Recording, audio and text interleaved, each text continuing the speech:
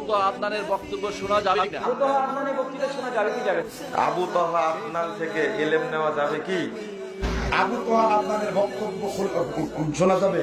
আবু তাহা আদনানের বক্তব্য শোনা যাবে কি?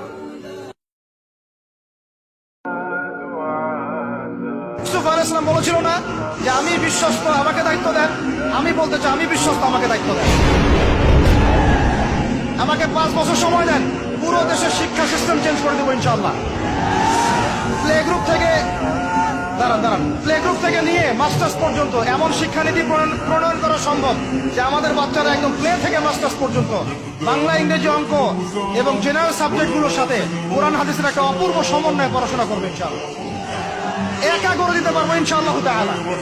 আমাকে এরকম 100 জন শিক্ষাবিদ দেন, 100 জন আলেম ওলামা দেন, একটা প্যানেল করে দেন, পুরো দেশের শিক্ষা চেঞ্জ করে দেওয়া যাবে ইনশাআল্লাহ। যাদেরকে রেখেছেন এদের মাথায় গোবর আছে, যাদেরকে রেখেছেন এদের মাথায় টাটকা গোবর আছে। বইপত্রগুলোর অবস্থা দেখেছেন? বইপত্রগুলো ঘাটাঘাটি করেছেন?